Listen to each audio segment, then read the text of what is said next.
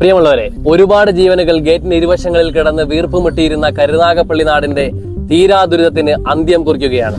അതെ, മാളിയേക്കൽ പാലം എന്ന കരുനാഗപ്പള്ളി നാടിന്റെ സ്വപ്ന സാഫല്യം ഓഗസ്റ്റ് ആദ്യവാരം കേരള മുഖ്യമന്ത്രി പൊതുജനത്തിനായി തുറന്നു നൽകുമെന്ന് കരുനാഗപ്പള്ളി MLA ശ്രീ CR മഹേഷ് അറിയിച്ചു. 547 മീറ്റർ നീളവും 10.25 മീറ്റർ വീതിയുമുള്ള ഈ മേൽപ്പാലം നിർമ്മിച്ചിരിക്കുന്നത് സ്റ്റീൽ കോൺക്രീറ്റ് കോമ്പസൈറ്റ് രീതിയിലാണ്.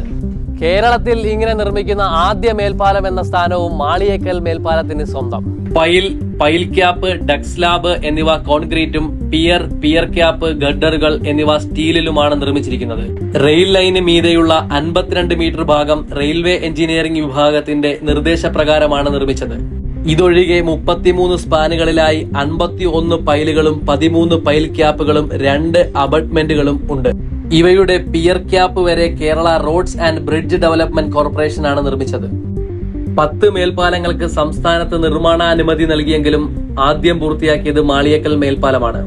വസ്തു ഏറ്റെടുക്കലിനായി 11.8 കോടി രൂപയും പാലത്തിന്റെ നിർമ്മാണത്തിനായി 26.58 കോടി രൂപയുമാണ് ചിലവായത്. പൂർണ്ണമായി സോളാർ ലൈറ്റുകളും ഒരു വശത്തായി നടപ്പാതയും ചേർന്നതാണ് ഈ മേൽപ്പാലം.